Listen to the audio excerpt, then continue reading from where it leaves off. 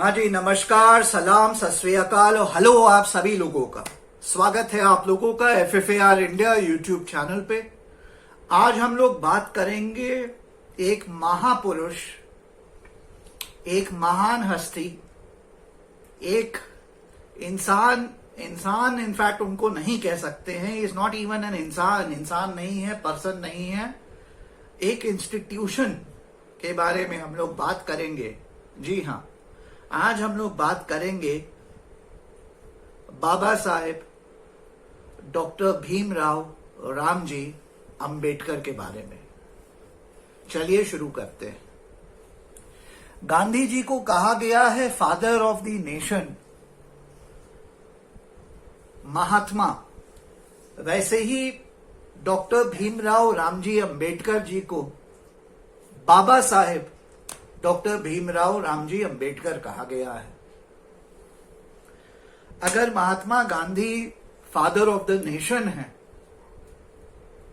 तो doctor Bhimrao Ambedkar father of constitution तो है ही हैं, साथ ही साथ he is the father of the oppressed class. Not just the oppressed class limited to the Valmiki Samaj, the Harijan Samaj, the Dalit community, the untouchables, but also the women of India, the peasants class, the farmers, the labor class, the workers, the daily wagers. He is also the father of scientific temper, the father of education, the father of learning, the father of wisdom, the father of knowledge. There is no grey with Dr. Bhimrao Ramji Ambedkar. There is either black or white, no grey area. There is no political correctness, there is no diplomacy with Baba Sahib. There is just calling a spade, brutal honesty, scientific temper, rational logic.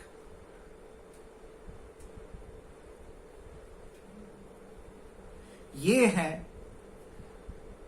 वो महापुरुष जिनकी आज हम लोग biography discuss करेंगे इस video में। It shall be my endeavor to do justice to it, and I know that I will fall short. क्योंकि ये इतने महान इंसान हैं, इतनी महान आत्मा है, महापुरुष हैं, इंसान नहीं, पर्सन नहीं, इतनी बड़ी इंस्टीट्यूशन है ये कि एक 20-25 मिनट के वीडियो में मैं इनकी बायोग्राफी करके जस्टिस तो नहीं कर पाऊंगा। I know I will fall short, but nevertheless I will still try and do my best. जय भीम और जय भारत। चलिए शुरू करते हैं। 1891 14 अप्रैल एरियन जन्म हुआ एक छोटे से गांव में, माऊ गांव में, मध्य प्रदेश में। बाबा साहेब डॉक्टर भीमराव रामजी अंबेडकर का। आप सभी लोग, जो बहुत से भारत में लोग इनफैक्ट BR अंबेडकर को भीमराव अंबेडकर समझते हैं। इनका पूरा नाम, इनका पहला नाम है Bhimrao, that is his name. पिताजी का नाम बीच में लेते हैं रामजी अंबेडकर। तो BR अंबेडकर में B stands for Bhimrao, it's one word इनका नाम।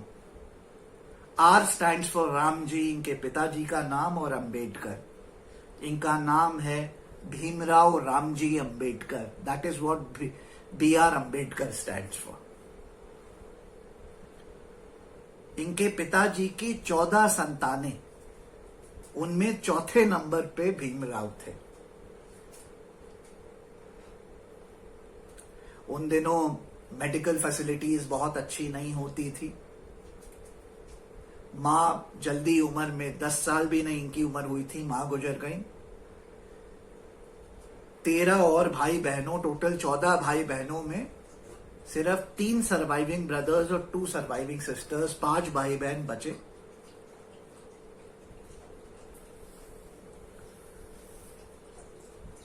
पिताजी सूबेदार थे ईस्ट इंडिया कंपनी में, ब्रिटिश आर्मी में।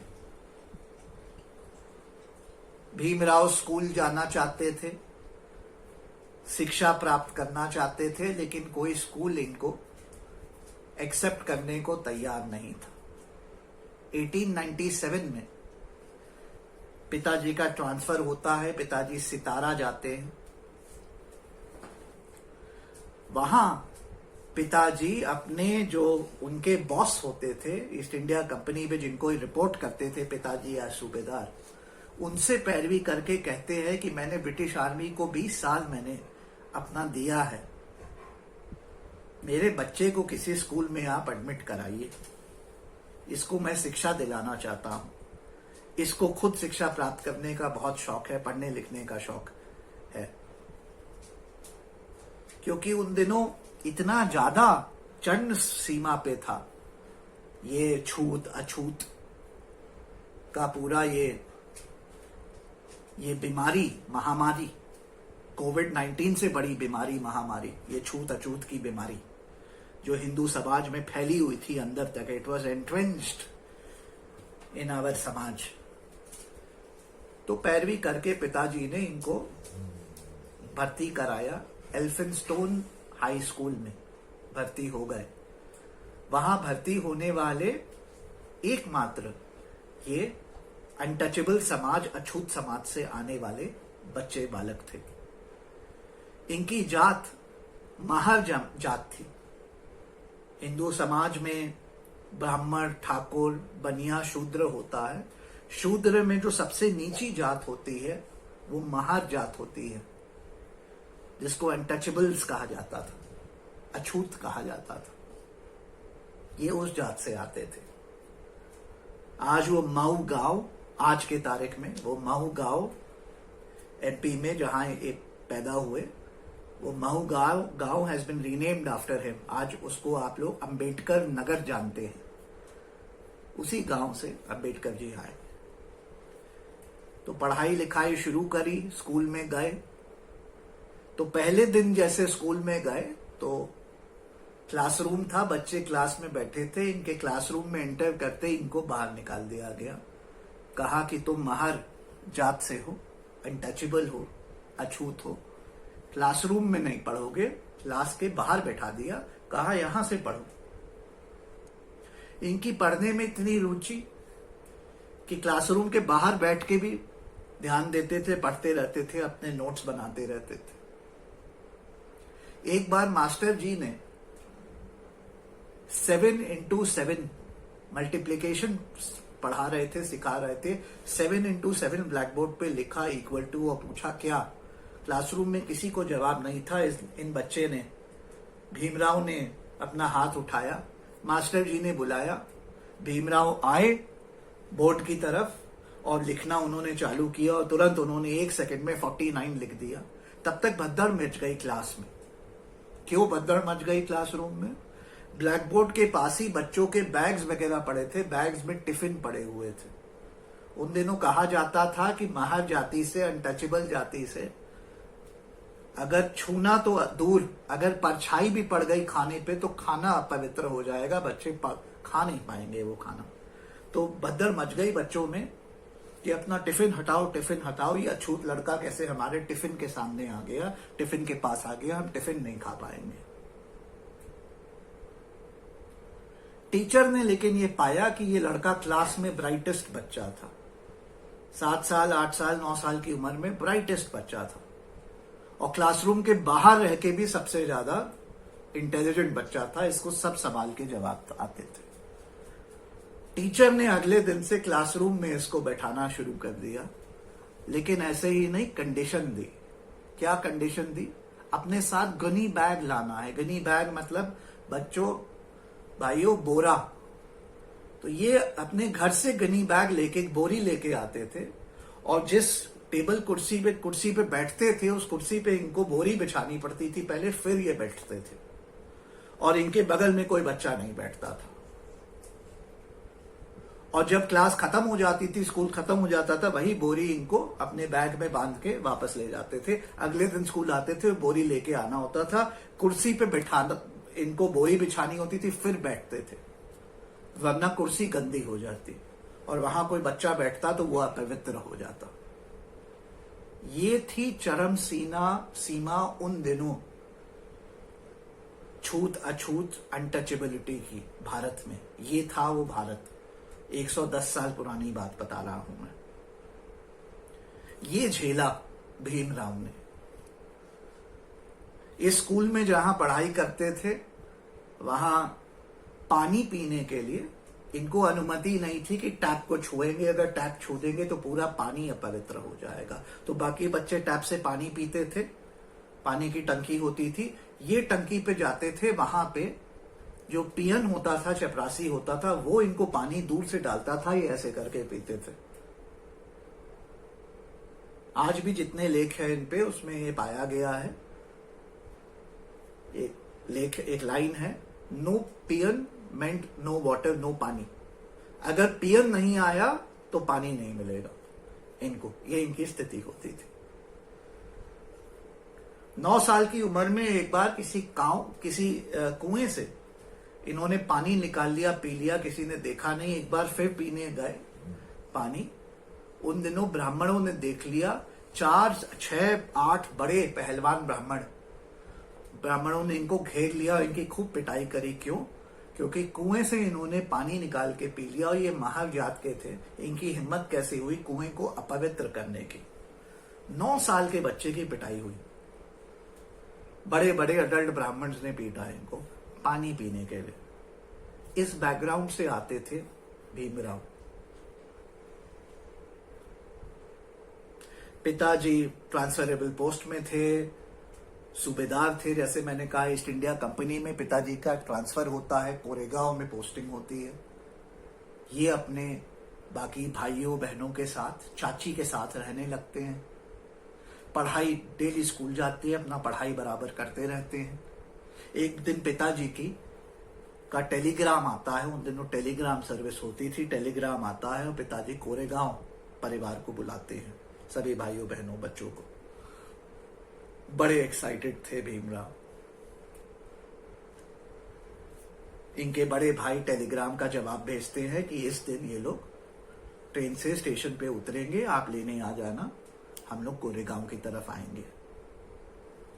चल देते हैं, कोरेगांव पहुंचते हैं, ट्रेन उतरती है और वहां पाते हैं कि ना पिताजी और ना पिताजी सूबेदार थे, वेल टू डू थे।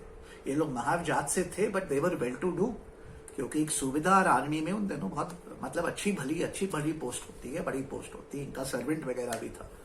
वहां ये लोग पाते हैं ना पिताजी लेने आए होते हैं स्टेशन पे इनको, ना कोई सर्वेंट, कोई नौकर आया होता है इनको लेने। सोचते हैं क्या करें, उन दिनों ना फोन था ना कुछ था, क्या करें।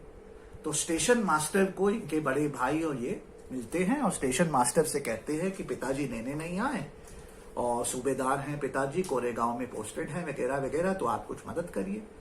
स्टेशन मास्टर इन लोगों के कपड़े, रहन सहन, बातचीत करने से पाता है, सोचता है कि ये लोग तो वेल टू डू फैमिली से हैं, बड़े ब्राह्मण फैमिली से होंगे, पढ़े लिखे दिख रहे हैं, पिताजी भी सूबेदार हैं ईस्ट इंडिया कंपनी में वगैरह वगैरह। और प्रिज्यूम करता है स्टेशन मास्टर कि ये बड़े ब्राह्मण फैमिली से। तो तुरंत जो है वो अपना बंदोबस्त करता है, कहता है मैं अभी मदद करता हूं, आप लोगों को टांगा पकड़वाता हूं वगैरह वगैरह और आपको घर तक पहुंचवाता हूं, पिताजी से मिलवाता हूं।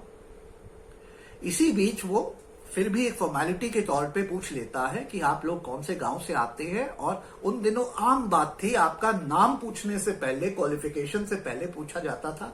आपकी एकमात्र क्वालिफिकेशन होती थी, वो होती थी जात क्या है। स्टेशन मास्टर पूछता है जात क्या है। और भीमराव एक 9 साल के बच्चे के तौर पे इतने कॉन्शियस थे अपनी जात के बारे में, कहते हैं हम महर जात से आते हैं। और तुरंत स्टेशन मास्टर के जो पूरे रंग होते हैं वो उड़ जाते हैं, उसका पूरा हाव भाव बदल जाता है और एकदम से वो उनको इग्नोर कर देता है।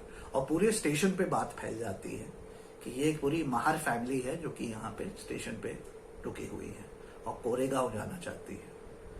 फिर भी स्टेशन मास्टर को क्योंकि बात करी थी, सूबेदार के बच्चे हैं वगैरह वगैरह, बहुत बड़ी चीज होती है। स्टेशन मास्टर एक इनको टोंगा कराता है और कहता है कि ये टोंगा कर लें और ये आपको कोरेगांव तक पहुंचा देगा। अब दिक्कत ये थी कि बात फैल चुकी थी स्टेशन पे कि ये एक महार फैमिली है, कोई टांगा वाला इनको ले जाने को तैयार नहीं था। ये इनके भाई, इनकी बहनें, 5 जने, कोई ले जाने को तैयार नहीं था। हर टांगे वाले ने कहा नहीं नहीं, हम इन अछूत लोगों को नहीं ले जाएंगे। ये लोग अपने साथ खाना रखे थे, सब रखे थे, पैसा था इनके पास, पैसा देने को तैयार था, लेकिन टांगे वाले चलने को तैयार नहीं। फाइनली स्टेशन मास्टर ने कन्विंस किया एक टांगे वाले को, और जानते हैं क्या कह के कन्विंस किया? ये बात हुई, ये कन्विंस किया कि तुमको डबल पैसा देंगे, कोरेगांव तक तुम इनको पहुंचाओ। स्टेशन मास्टर और टोंगे वाले की बात हुई। फिर स्टेशन मास्टर ने इन लोगों से पूछा कि क्या टांगा आप लोग खुद चला लेंगे? टांगा हम आपको दे देंगे लेकिन खुद चला लेंगे?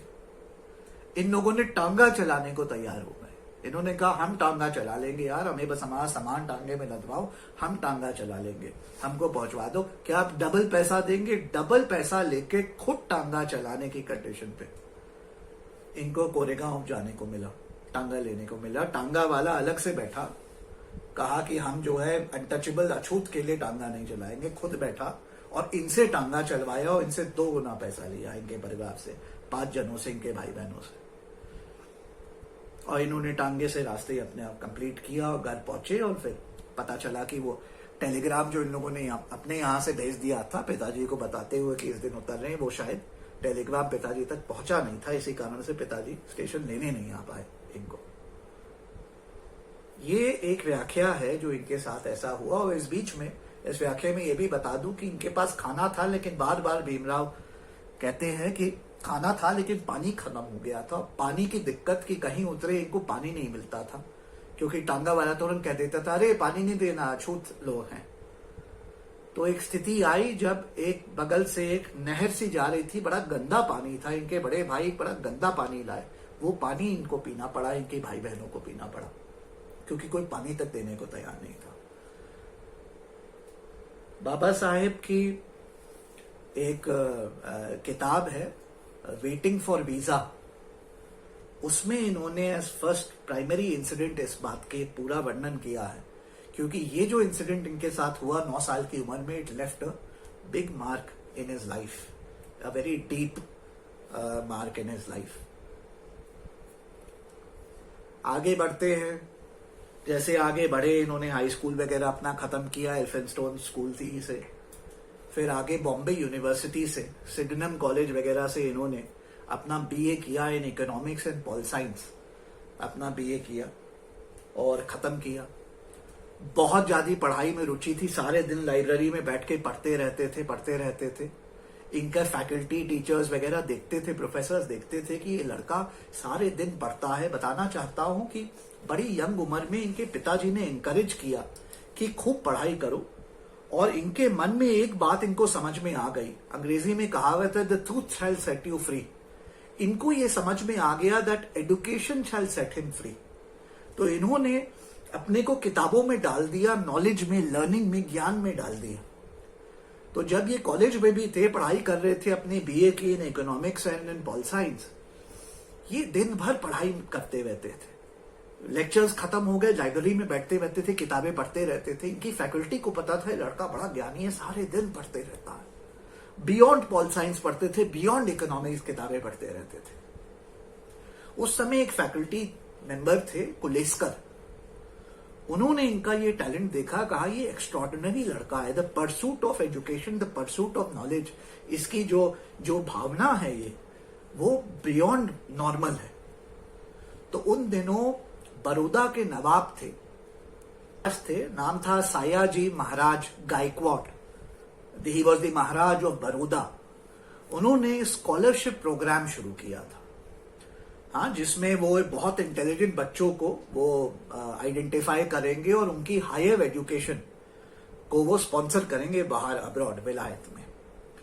तो सायाजी महाराज गायकवाड जी वो आए हुए थे बड़ौदा से, महाराष्ट्र आए हुए थे, और कुलेस्कर जो इनके एक फैकल्टी थे, प्रोफेसर थे भीमराव अंबेडकर जी के, उन्होंने मीटिंग अरेंज करी जिसमें भीमराव अंबेडकर जी मिल सके महाराज जी को। और महाराज जी ने फिर एक छोटा सा इनसे कॉन्वर्सेशन, एक इंटरव्यू सा लिया 5 मिनट का, जिसमें महाराज जी बड़े इंप्रेस्ड हुए कि ये लड़का बड़ा इंटेलिजेंट था।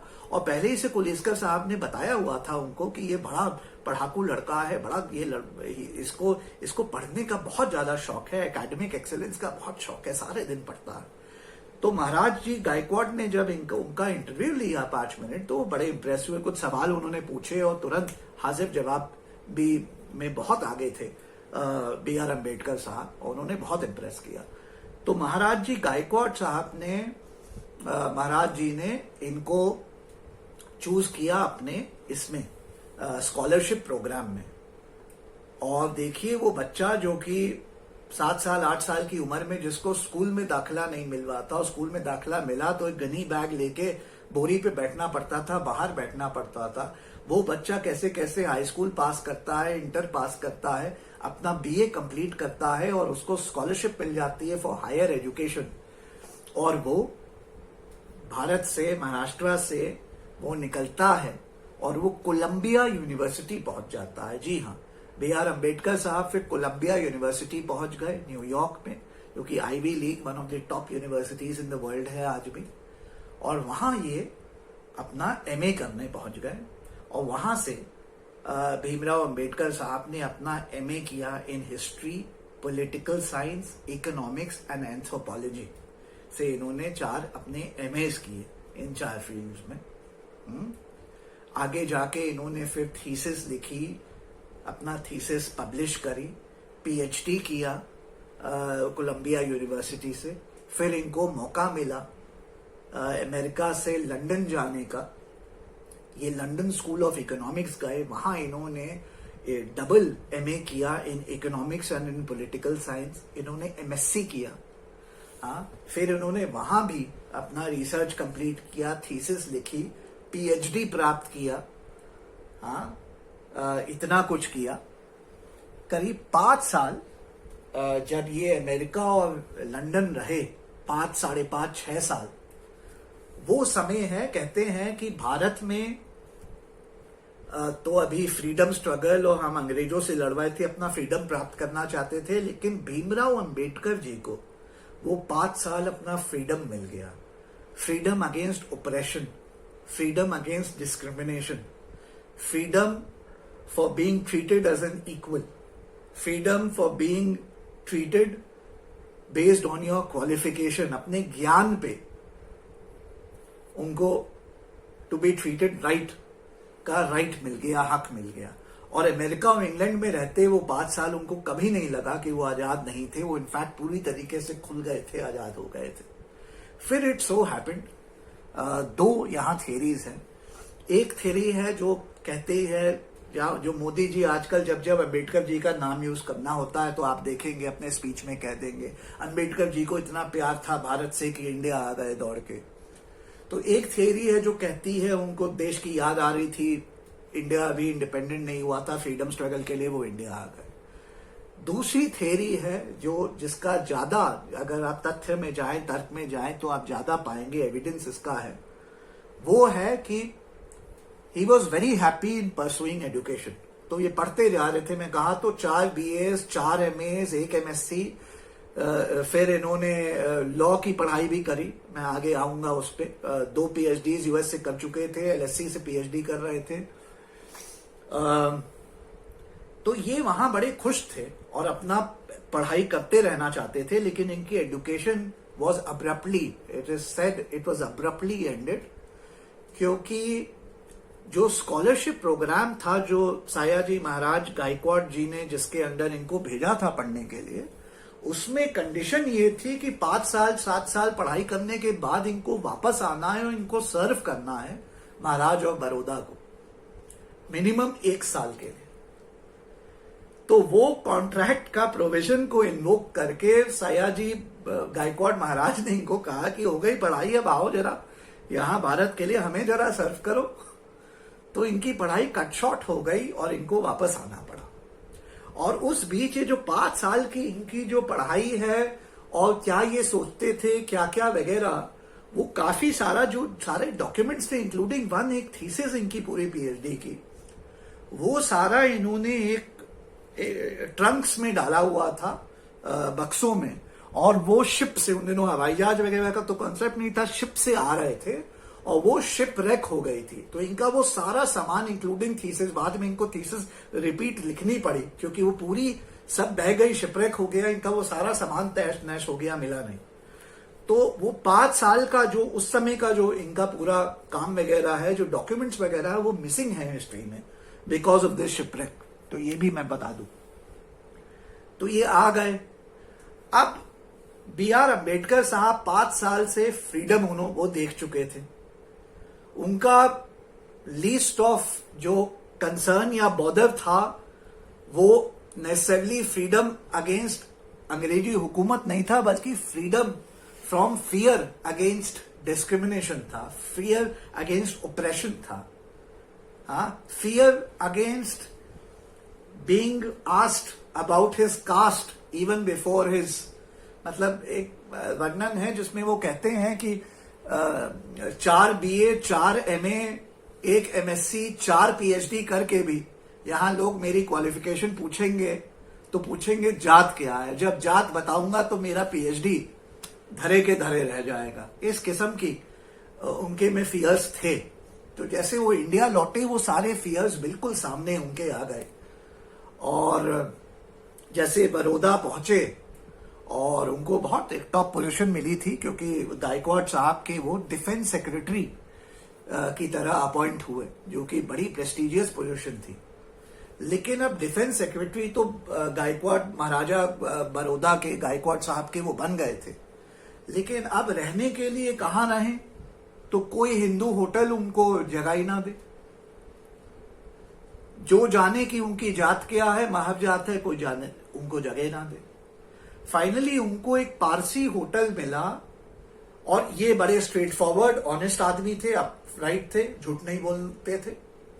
वहां पे जो पारसी मैनेजर था उसने इनको कन्विंस किया कि यार आपको मैं रख तो लूं यहां, भाई साहब आप बड़े आदमी हो, डिफेंस सेक्रेटरी हो महाराज के, तो आप रहिए यहां, लेकिन अगर आपको हम पता चल जाएगा कि आप माहर हो तो ये पारसी होटल में आपको रहने नहीं दिया जाएगा, आपकी जान पे भी आ सकती है।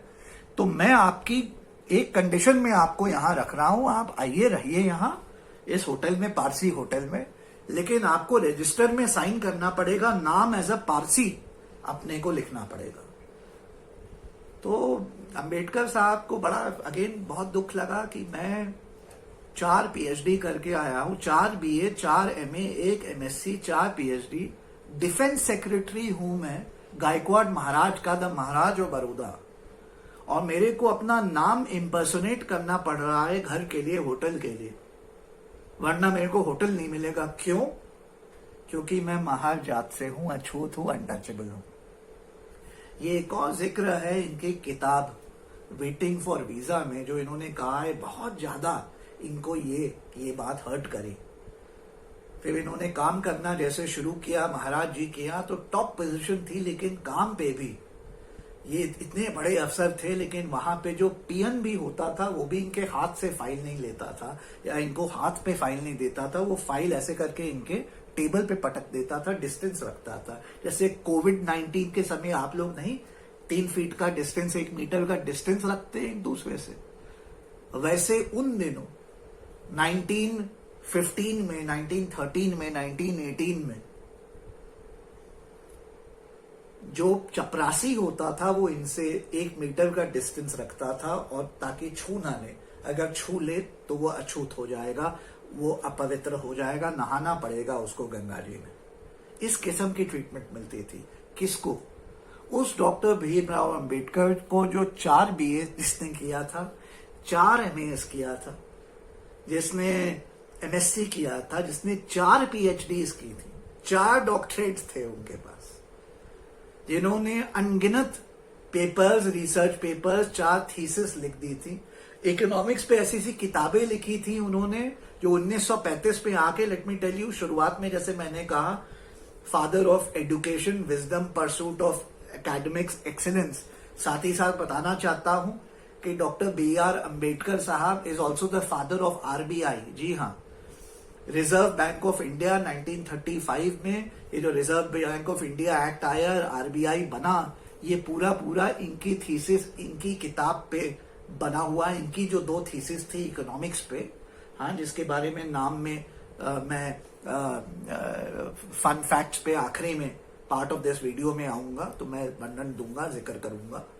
क्योंकि ये वीडियो जैसे आप लोग जानते हैं 1 टेक में मैं बनाता हूं, अनएडिटेड होता है, तो अभी मैं फ्लो डिस्टर्ब नहीं करना चाहता।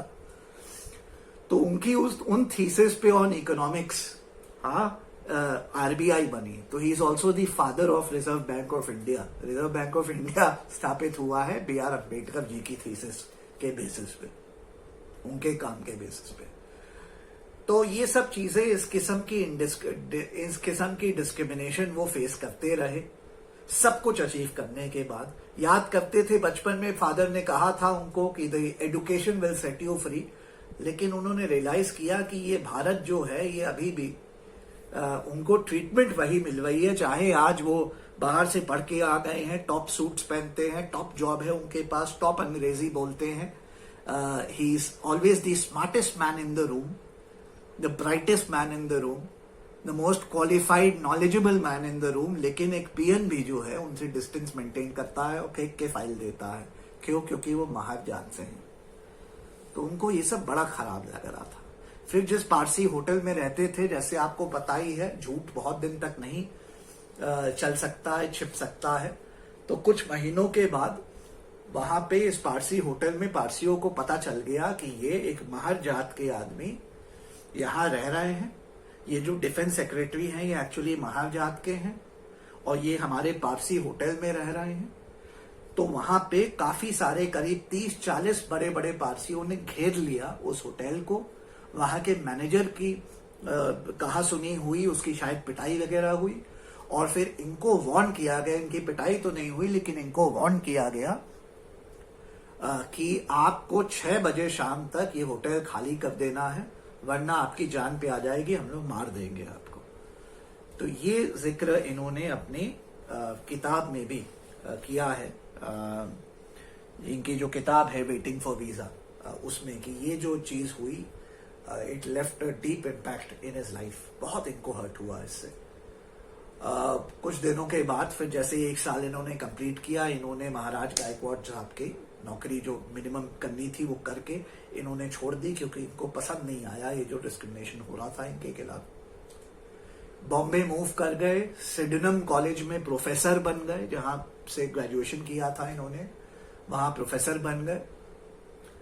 इनको अभी भी इनकी एक पीएचडी इनकी बची थी एलएससी में, और लॉ भी, बैरिस्टर अभी ये नहीं बने थे, और ये वापस जाना चाहते थे लंदन एलएससी अपना लॉ कंप्लीट करने और एक और अपनी थीसिस कंप्लीट करके पीएचडी कंप्लीट करने।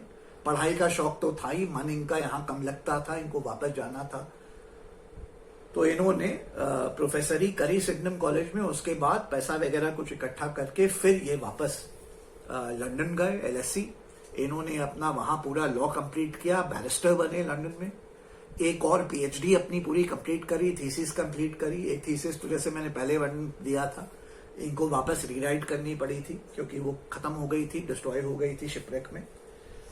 और कंप्लीट करके अपनी फाइनली 4th पीएचडी इन्होंने रिसीव करी और इन्होंने अपना एलएलबी कंप्लीट किया, बैरिस्टर बने यूके से। फिर वहां ये अपना पढ़ाई लिखाई करते रहे, कंटिन्यू किए। फिर इट सो हैपेंड कि भारत में फ्रीडम मूवमेंट जोर पकड़ रहा था 1917 के आसपास। गांधी जी ने डांडी मार्च वगैरह, सिविल डिसोबीडियंस, ये सब शुरू कर दिया था। और फिर इन्होंने डिसाइड किया कि अब मैं इंडिया आना चाहता हूं और फ्रीडम मूवमेंट में पार्टिसिपेट करना चाहता हूं और अपने महाल जात, अछूत, कास्ट सिस्टम, अनटचेबिलिटी वगैरह के खिलाफ आवाज उठाना चाहता हूं। तो ये फिर लौट के भारत आते हैं और समय है उस समय का 1920 में। ये आके 1920 में इन्होंने मूवमेंट शुरू करी जिसको कहते हैं, ये कुएं से जो महार जात, अनटचेबल्स जो पानी नहीं ले सकते, इन्होंने मूवमेंट शुरू करी कि सारे कुओं से और जितनी पब्लिक प्रॉपर्टीज है, पब्लिक स्पेसेस है, वहां सबका इक्वल राइट होना चाहिए। इन्होंने मूवमेंट स्टार्ट करी और अनटचेबल्स के खिलाफ आप डिस्क्रिमिनेट नहीं कर सकते हैं। तो उन दिनों देखिए ऐसा सिस्टम था कि इस कारण से जो इन्होंने मूवमेंट स्टार्ट करी, जैसे मूवमेंट स्ट्रांग होती गई, जहां इन्होंने कुओं से अनटचेबल्स को पानी निकालने दिया, मंदिर में वर्शिप करने दिया वगैरह वगैरह, तो ये मंदिर के जो महंत वगैरह थे, इनकी बदमाशियां देखिए इन्होंने शुरू किया। इन्होंने अपना कानून वानून खोद खाद के निकाला और ये निकाला कि मंदिर तो एक प्राइवेट ट्रस्ट था, प्राइवेट प्रॉपर्टी थी, पब्लिक प्रॉपर्टी नहीं थी। उसका झांसा देके मंदिर के महंतों ने और ट्रस्टीज ने कहा कि मंदिर प्राइवेट प्रॉपर्टी है, हम अपने रूल्स बना सकते हैं, पब्लिक प्रॉपर्टी नहीं है और हम अनटचेबल्स को यहाँ अंदर नहीं आने देंगे, पूजा नहीं करने देंगे। इस किस्म की ऑब्स्ट्रक्शंस आए इनके रास्ते में, इनके मूवमेंट में। गांधी जी अपना दूसरी तरफ डांडी मार्च कर रहे थे, सिविल डिसोबीडियंस मूवमेंट कर रहे थे अंग्रेजों के खिलाफ वगैरह वगैरह, ये सब चलते रहा। आगे जाके बी आर अम्बेडकर साहब गवर्नमेंट लॉ कॉलेज में पढ़ाने लगे एज प्रोफेसर। फिर आगे जाके he became principle of GLC, government law college, one of the top law colleges उन दिनों का है। आज भी मैं बता दूं, इंडिया का one of the top law, मैं जैसे Indian law society Pune, ILS law Pune से आता हूं, इंडिया का टॉप कॉलेज है, वैसे ही गवर्नमेंट लॉ कॉलेज भी इंडिया का टॉप 3 टॉप 5 लॉ कॉलेज है। वहां प्रिंसिपल बन गए, 2 साल प्रिंसिपल रहे गवर्नमेंट लॉ कॉलेज के बी आर अम्बेडकर साहब। साथ ही साथ he became chairman of the board of Ramjas college in Delhi वगैरह वगैरह। और फ्रीडम मूवमेंट में पार्टिसिपेट करते रहे, अंग्रेजों के खिलाफ लड़ते वगैरह रहे। अब मैं फास्ट फॉरवर्ड करता हूं, समय है, फर्स्ट राउंड टेबल कॉन्फ्रेंस इन्होंने अटेंड करी इंग्लैंड में, क्योंकि एलएससी वगैरह में पढ़े थे, वहां इनके दोस्त यार बहुत थे, वहां भी इन्होंने बड़ा नेम। देखिए ये कोलंबिया यूनिवर्सिटी हो चाहे लंदन स्कूल ऑफ इकोनॉमिक्स हो, दोनों जगह इन्होंने अपना ऐसा छाप छोड़ा था कि स्टूडेंट कम्युनिटी में as well as faculty community में लोग जानते थे कि ये एक जीनियस ऑफ अ लड़का है, बड़ा पढ़ा लिखा लड़का है, एक ज्ञानी आदमी है, जिस फील्ड में पढ़ता है वहां ये फर्स्ट आता है, माहिर है। तो फैकल्टी बड़ी इंप्रेस्ड रहती थी। ओवरऑल जब नेटवर्किंग होती थी ये बात आगे तक जाती थी। तो जब एलएससी भी ये रहे तो इनके बड़े दोस्त यार वहां बने जो इनके बारे में हाईली बहुत ज्यादा इनको सॉर्ट आफ्टर सोचते थे। तो मैं आपको बता सकता हूं कि एक समय आया जब मैकडॉवेल प्राइम मिनिस्टर होते थे इंग्लैंड के, समय है 1930-1931 का, और फर्स्ट राउंड टेबल कॉन्फ्रेंस हुई थी जिसमें गांधी जी पार्टिसिपेट नहीं किए थे लेकिन भीमराव अंबेडकर साहब पार्टिसिपेट किए। और वहां पे मैकडॉवेल जो प्राइम मिनिस्टर था इंग्लैंड का, उसको एक बैकग्राउंड था इनका एलएससी डेज का, क्योंकि एलएससी से और भी लोग अंग्रेज लोग इनके साथ पढ़े थे, पास आउट किए थे, इनके जानते थे, इनको बहुत हाईली नॉलेजेबल मानते थे। तो उनमें से कुछ लोग मैकडॉवेल की सरकार में भी काम वाम किए वगैरह वगैरह। तो एक बड़ा अच्छा इनकी इमेज, इनका वर्ड वहां तक गया था। तो मैकडॉवेल के साथ ये बैठे थे और जहां पे एक प्रपोजल बना था जिसमें उन दिनों मुस्लिम लीग चाहती थी कि एक सेपरेट इलेक्टोरेट हो मुस्लिम्स का, वैसे ही इनको हमेशा एक वो था कि ये जो SC ST कम्युनिटी है, दलित कम्युनिटी है, हरिजन कम्युनिटी है, इनके खिलाफ जो डिस्क्रिमिनेशन होता है हिंदू सोसाइटी में, वो एक उन दिनों ये कहते थे they are many Indias within India. हाँ, तो उसको लेकर के मैकडॉवेल से इनकी बात हुई थी, प्राइम मिनिस्टर ऑफ इंग्लैंड, और एक सेपरेट इलेक्टोरेट का कंसिडरेशन मैकडॉवेल कर रहे थे। इन्होंने प्रपोजल दिया था कि SC ST कम्युनिटी, दलित कम्युनिटी, हरिजन कम्युनिटी, अनटचेबल कम्युनिटी का एक अलग इलेक्टोरेट होना चाहिए आजाद इंडिया में। और मैकडॉवेल ने ये जो इनका प्रपोजल था वो, क्योंकि इन्होंने तथ्य रखे तो वो उसने एक्सेप्ट किया, उसने कहा यू आर राइट। तो ये बात जोर पकड़ी। जब तक बात सेकंड राउंड टेबल कॉन्फ्रेंस की आई जो गांधी जी ने अटेंड करी, हाँ, तो इस बीच में before the second round conference Gandhi ji और इनकी पहली मीटिंग हुई। अब आप देखिए the great man B R Ambedkar Sahab, जो मैंने कहा कि he was a man who was against appeasement, man against hero worship, a man जो कि who called a spade, scientific temper वाले आदमी, हाँ, एक रैशनल लॉजिकल आदमी, हाँ। तो इनकी गांधी जी से जब मुलाकात हुई, सेकंड राउंड टेबल कॉन्फ्रेंस 1931 की बात है, पहली मुलाकात है, तो इनकी कॉन्वर्सेशन देखिए, गांधी जी से मुलाकात हुई, गांधी जी इनको मिले, इनका पेट थपथपाया और कहा कि तुम अनटचेबल्स के लिए बड़ी अच्छा काम कर रहे हो, मेहनत कर रहे हो। और फिर गांधी जी ने इनसे कहा, गांधी जी इनसे बड़े थे उम्र में ऑब्वियसली, और इतने बड़े महात्मा स्टेटस उनको हो गया था, ऑलरेडी मिल गया था। तो गांधी जी ने कहा कि जब तुम पैदा भी नहीं हुए थे, मैं तब से जो है छूत अछूत और ये कास्टिज्म के खिलाफ मैं लड़ रहा हूं, और मैं चाहता हूं कि ये अनटचेबिलिटी गलत है, मैं इसको खत्म करना चाहता हूं। और गांधी जी ने तो उन दिनों कॉइन भी कर दिया था टर्म की अनटचेबल्स को। गांधी जी ने कहा कि हरिजन, हरि के बच्चे हैं, they are children of God, तो उन्होंने हरिजन नाम दिया था, हरिजन समाज के लोग कॉइन किया था, और अनटचेबल अपीजमेंट करना गांधी जी ने शुरू किया था। तो गांधी जी ने B.R. अम्बेडकर साहब को फर्स्ट मीटिंग में कहा कि जब तुम पैदा भी नहीं हुए थे, मैं तब से हरिजन्स के लिए काम कर रहा हूं। तो B.R. अम्बेडकर साहब का तुरंत रिप्लाई जानते हैं क्या था? B.R. अम्बेडकर साहब ने गांधी जी से कहा कि जी आप मेरे से उम्र में बड़े हैं, और अक्सर जब लोगों के तथ्य कम पड़ जाते हैं, फैक्ट्स और वर्क ऑन ग्राउंड कम पड़ जाता है, तो वो अपने उम्र वाला कार्ड, इसको कहते हैं एज कार्ड ही यूज करते हैं। तो मैं आपसे इस मामले में तो कम्पीट नहीं कर सकता उम्र के मामले में कि 1891 से पहले आपने क्या किया, लेकिन आज आप क्या कर रहे हैं और मैं क्या कर रहा हूं, उस पर मैं जरूर बात कर सकता हूं आपसे। ये जवाब था B.R. अम्बेडकर साहब का गांधी जी से, जो ऑलरेडी महात्मा कल्ट स्टेटस अचीव कर चुके थे उन दिनों। He was at his prime, और ऐसी कोई बात करने की उन दिनों बड़े बड़े लीडर्स बात करने की नहीं सोच सकते थे गांधी जी से, क्योंकि भारत में हीरो वर्शिप बहुत ज्यादा होती है। लेकिन B.R. अम्बेडकर साहब कॉल्ड अ स्पेड, लॉजिक पे बात करते थे, रीजन पे बात करते थे, फैक्ट्स पे बात करते थे, साइंटिफिक टेम्पर वाले आदमी थे, हीरो वर्शिप पे में विश्वास नहीं रखते थे। तो ये थी पहली कॉन्वर्सेशन। उन्हीं दिनों से गांधी जी और इनका तकरार शुरू हुआ। गांधी जी ने इनको कन्विंस किया कि तुम ये जो सेपरेट इलेक्टोरेट की बात कर रहे हो फॉर द हरिजन समाज, for the Dalit community, for the untouchables, ये नहीं करो।